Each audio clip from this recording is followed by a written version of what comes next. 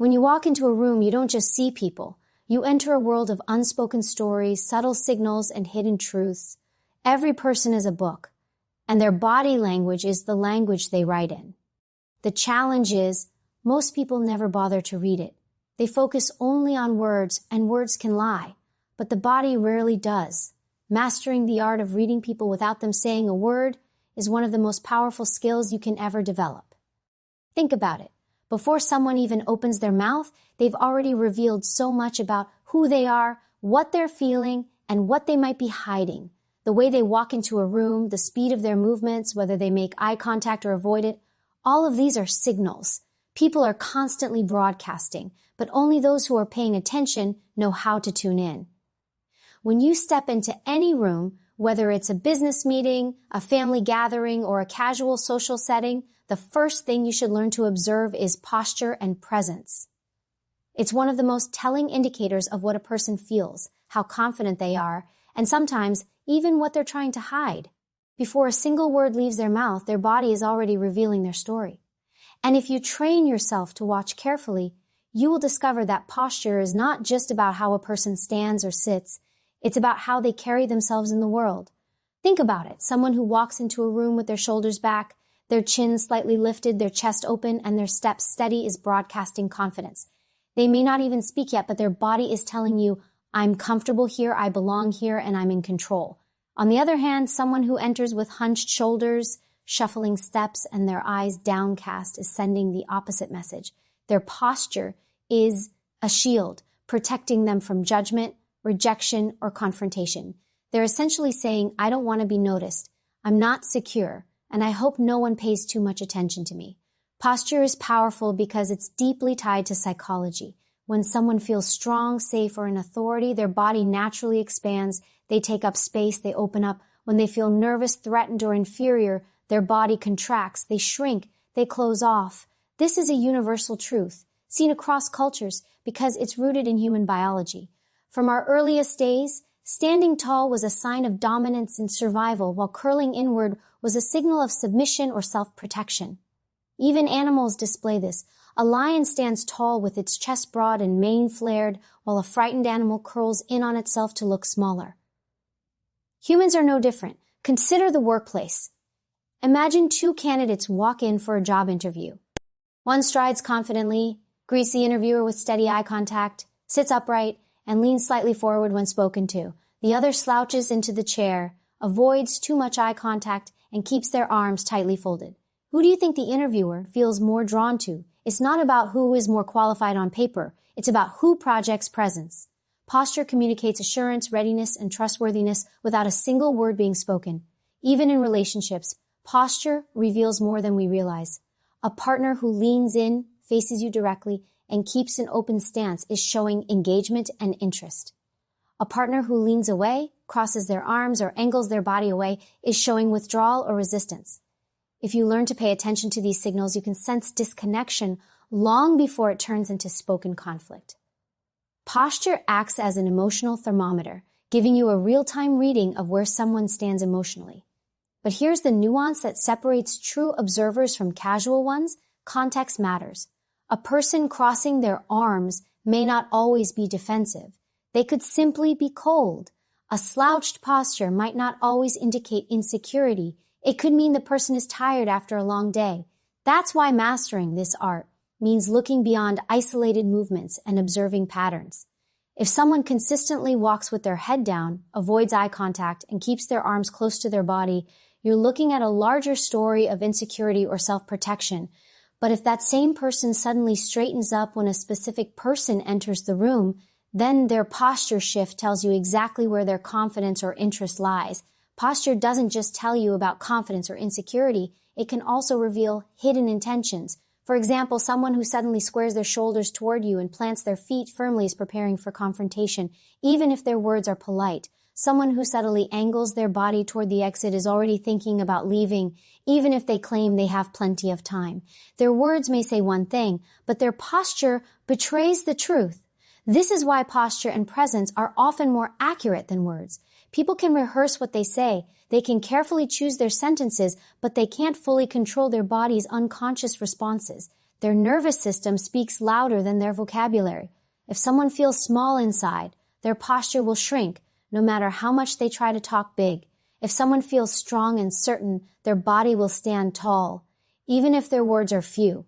And the beauty of this is that posture works both ways. Not only can you read others through it, you can also influence how others perceive you by mastering your own. If you walk into a room standing tall, shoulders back, and chin lifted, you immediately shift the energy around you. People read you as confident, reliable, and worthy of attention. It's not about arrogance, it's about alignment. When your body posture communicates assurance, people are more likely to trust your words, respect your presence, and follow your lead. Learning to read posture is about tuning into the quiet messages that people send without realizing it.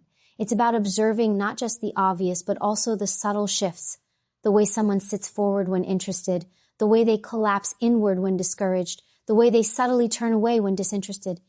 These are not random movements. They are emotional signatures. Once you see them, you can't unsee them. So posture is not just about standing tall or slouching low. It's a map of someone's inner state. It shows where they are confident, where they are insecure, and where they may be hiding. To master the art of reading people, you must start here, with the way they carry themselves, because posture never lies. The eyes are the most revealing part of the human body. Long before words come out, the eyes have already spoken. They are often called the windows to the soul, and for good reason.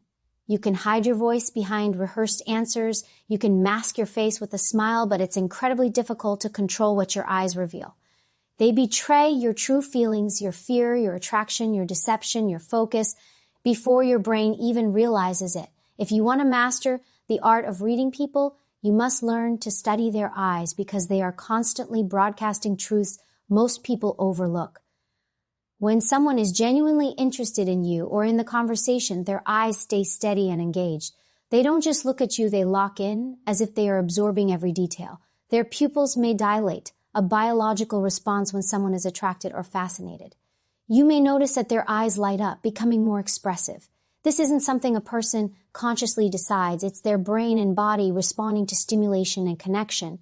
On the other hand, when someone is disengaged, their eyes will wander. They may glance at their phone, look around the room, or stare into space. Even if they say, "I'm listening," their eyes reveal the truth they're not fully present. Deception is another area where the eyes tell a powerful story. Many people think liars avoid eye contact, but that's only partly true. Some liars overcompensate by giving too much eye contact, almost as if they were trying to convince you of their honesty by staring longer than usual. The key is not to look at eye contact in isolation, but to look at what the eyes are doing alongside the rest of the body. A liar might force eye contact but blink excessively, their eyes darting ever so slightly when pressed with a difficult question. They may break contact at critical moments, especially when they're about to tell the actual lie. The eyes can't hold the weight of deception for long, and if you watch carefully, you'll catch that flicker of discomfort. Emotions, too, leak through the eyes. Anger can be seen in narrowed eyes, a piercing glare, or a prolonged stare that feels more like a challenge. Sadness softens the eyes, sometimes accompanied by a downward gaze, as if the weight of the world is pulling them down. Joy brightens the eyes, creating those natural wrinkles around them that no fake smile can reproduce. Fear often widens the eyes, a primitive response rooted in survival. When danger is near, our eyes open wider to take in more of the environment. These are universal signals, and they transcend culture and language. A child in any country will show fear or happiness in their eyes the same way an adult does. Micro movements in the eyes are equally telling. Watch how quickly someone blinks. A normal, relaxed person blinks about 15 to 20 times per minute. When nervous or stressed, blinking can increase dramatically, almost as if their body is trying to reset itself. Alternatively, someone concentrating intensely may hardly blink at all. Rapid blinking may indicate anxiety, while a long, deliberate blink can signal frustration or even disbelief. Imagine telling someone a story and noticing their slow blink followed by a slight head shake. That's their body silently telling you, "I don't buy it." Direction of gaze also matters. When people are recalling a memory, they tend to look upward or sideways as their brain retrieves the information. When fabricating a story, their eyes may move differently, searching for the right answer. While this isn't foolproof, patterns emerge when you observe closely. If someone often looks away when asked direct questions, or if their eyes shift in a way that doesn't match their words, you're seeing a gap between what they say and what they feel. Then there's the powerful impact of prolonged eye contact. When used appropriately, it creates trust, connection, and intimacy. In conversation, holding eye contact shows attentiveness and sincerity. But when overused or too intense, it can feel invasive, even aggressive. Skilled negotiators know how to use eye contact strategically. They hold it just long enough to assert confidence, then break it to ease tension. Similarly, in personal relationships, meaningful eye contact can deepen connection far beyond what words can accomplish. Lovers, for instance, often spend moments simply gazing into each other's eyes, communicating affection and closeness without uttering a word. On the other hand, lack of eye contact can signal discomfort, disinterest, or even hidden emotions. Someone who avoids looking at you may be shy, but they may also be hiding guilt or fear of being exposed. In many cases, avoidance happens when the truth feels too heavy to meet another person's gaze. A child who knows they've done something wrong may look down when confronted. An adult keeping a secret may suddenly find the floor more interesting than your face. Their eyes don't lie. Their discomfort speaks louder than their words. What makes the eyes so powerful is that they are both conscious and unconscious. People are somewhat aware of their eye behavior, but they can't control all the subtle details. You might be able to tell yourself to keep eye contact during a lie, but you can't stop your pupils from contracting or your blink rate from spiking. You can fake a smile, but you can't fake the sparkle of joy in your eyes. This is why mastering eye reading gives you a tool that cuts through performance and gets to truth. Think about the opportunities this gives you in daily life. In a job interview, you can gauge whether the interviewer is genuinely impressed by your answer or just being polite. In negotiations, you can see when the other side is uncertain, even if they claim to be firm. In personal conversations, you can sense when someone is hiding sadness behind a smile or when their enthusiasm for you is far greater than they dare to admit. The eyes are constant indicators, giving you access to information others ignore. So, when you want to know what a person truly feels, don't just listen to their words. Look into their eyes. They are the first to speak, the hardest to silence, and the easiest to miss if you're not paying attention. Micro-expressions are among the most fascinating and revealing aspects of human communication. They are those lightning-fast flashes of emotion that appear on a person's face before they can consciously control or hide them. They usually last less than a second, sometimes as quick as 1/25th of a second. But in that blink of time, they expose what someone truly feels. The power of microexpressions lies in the fact that they bypass deliberate control. A person may choose their words carefully, may even practice a smile in the mirror, but the face will betray them in these fleeting, involuntary movements. If you learn to recognize them, you can uncover the truth behind the mask almost instantly. Think about how often people try to disguise their emotions. At work, someone may be angry at their boss but forces a polite smile. In relationships, someone may say they are fine when they are actually hurt or upset. In negotiations, a person may try to appear confident when in reality they're uncertain or afraid. But right before they adjust their expression to fit what they want you to see, the real emotion leaks through. A flash of anger, a trace of fear, or a microsecond of disgust reveals itself and then vanishes. If you catch it, you have information that others miss. The beauty of microexpressions is that they are universal. No matter where you are in the world, people show the same fleeting expressions of basic emotions like happiness, sadness, anger, fear, surprise, and disgust. This universality is rooted in human biology. A person in Asia, Africa, or Europe will still display the same brief scowl of anger or the same widening of eyes in fear. These are not cultural. They are hardwired into human beings. That means when you train yourself to observe micro-expressions, you develop a skill that applies to everyone, everywhere. Take anger as an example. A person may be smiling and nodding in a meeting, but for a split second, you see their brows pull together, their jaw tighten, and their lips press firmly before they relax back into the smile. That moment tells you the truth. They disagree, they're frustrated, or they feel challenged. If you didn't notice it, you might assume they're on board with your ideas. But catching it gives you an edge. You know their real stance without them ever admitting it. Consider fear. A person may be insisting that they're confident, but their eyes suddenly widen, their eyebrows lift, and their mouth parts slightly before they regain control. That flash of fear tells you they're not as certain as they claim. Or think of disgust. It often shows up as a brief wrinkling of the nose or a curling of the upper lip. Someone might say they love a proposal, but a micro-expression of disgust betrays their real opinion. Sadness is another powerful one. While people may mask it with a forced smile, their eyes reveal it briefly. The corners of the lips may pull down for an instant, or the eyelids may droop in a fleeting moment of vulnerability. Even if the person insists they are okay, that micro-expression shows otherwise. This becomes especially important in relationships or leadership, where understanding unspoken emotions can mean the difference between offering support at the right time or overlooking someone's struggle. Micro-expressions are not just about deception, they're about depth. People often hide emotions not because they want to deceive, but because they want to protect themselves. They don't want to appear weak, vulnerable, or overly emotional, but the truth surfaces anyway, if only for a heartbeat. As an observer, recognizing these moments doesn't mean you should call them out. It means you gain insight. You know the real story beneath the surface, and you can choose how to respond. Imagine the advantage this gives you in negotiations. Someone across the table may maintain a poker face, but when you mention a specific number, you catch a micro flash of surprise or disappointment. That instant tells you whether they were expecting more or less.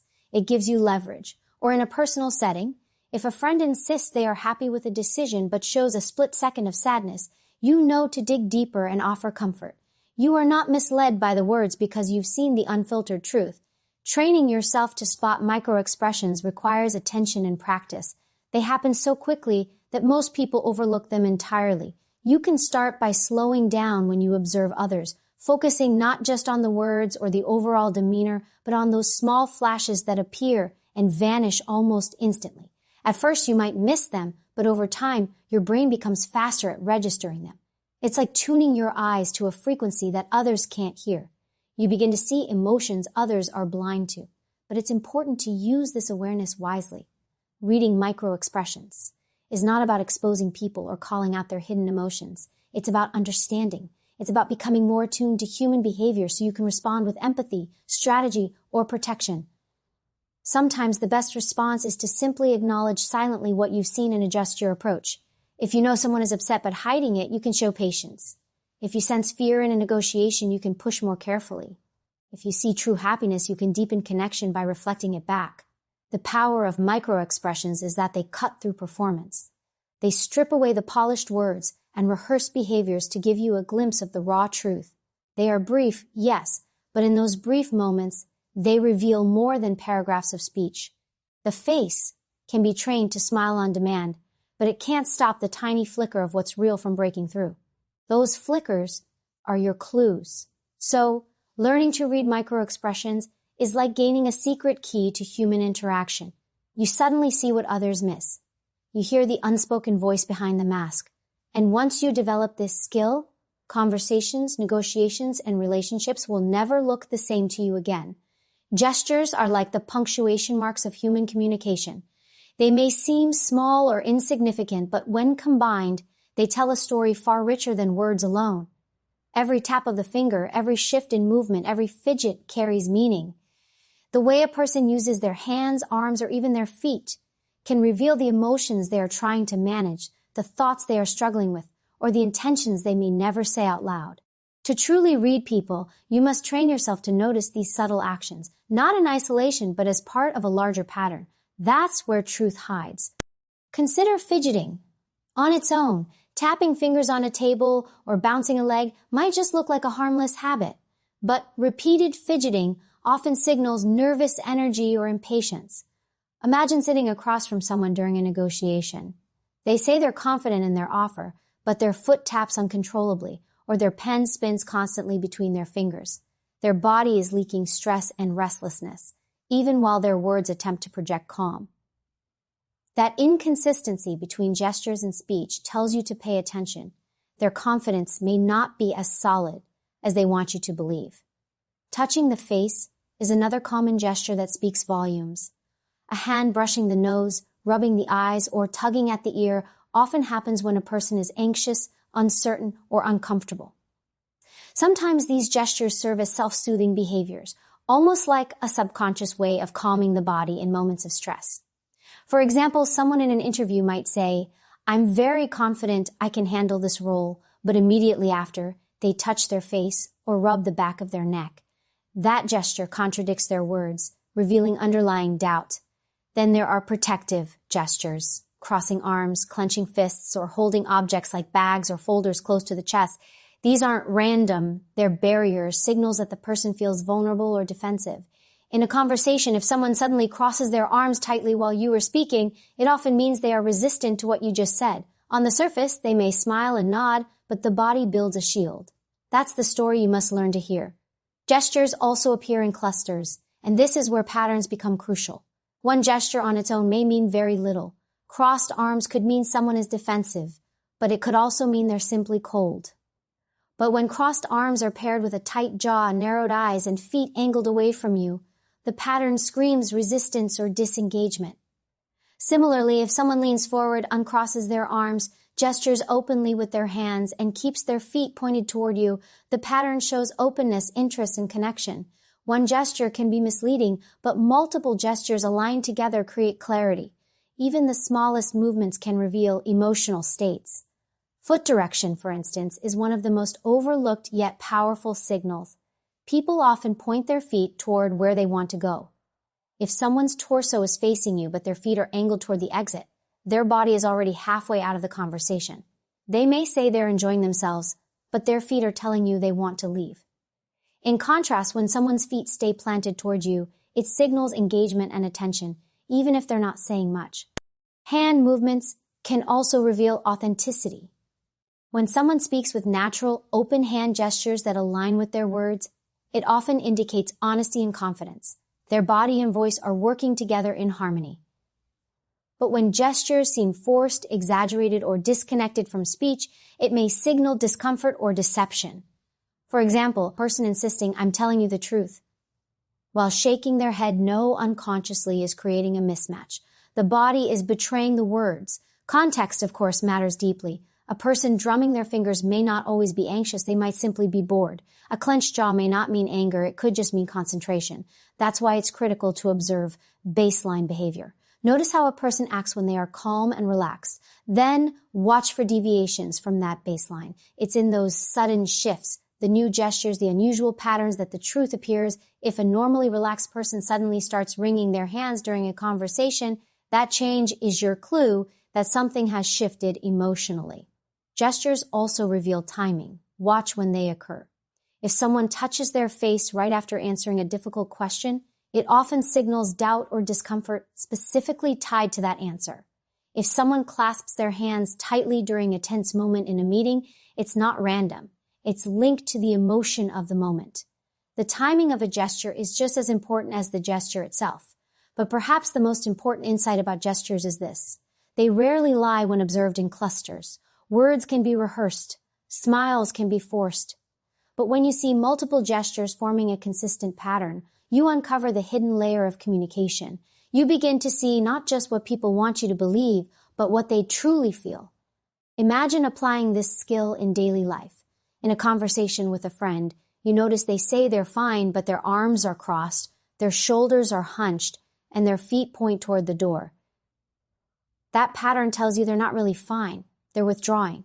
Or in business, you pitch an idea and the person across from you says, "That's interesting," while leaning in, gesturing openly, and keeping their feet pointed at you.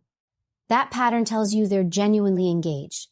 Gestures, when seen alone, are like single puzzle pieces. They don't reveal the full picture. But when you combine them, when you see patterns forming, the picture becomes clear. You're no longer relying on guesswork. You're decoding the unspoken story. That's the real art of reading people, not taking any single signal as absolute truth, but piecing them together into patterns that reveal what lies beneath the surface.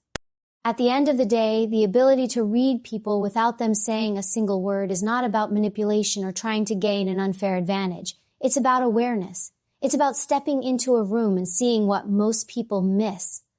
Posture tells you whether someone feels secure or insecure. The eyes reveal truths that words try to hide.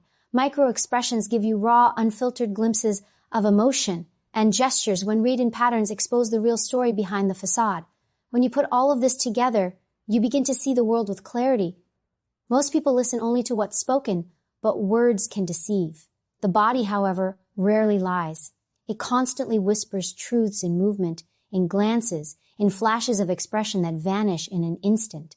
When you train yourself to see these signals, you gain more than insight. You gain connection. You can anticipate needs, sense emotions, detect deception, and build trust in ways that others cannot. This skill changes how you navigate relationships, how you conduct business, and how you protect yourself. It makes you sharper, wiser, and more prepared. Because once you know how to read people without a word, you are no longer guessing. You are seeing. And when you can see what others hide, you hold a quiet power. The power to understand the truth in every interaction and the wisdom to act on it.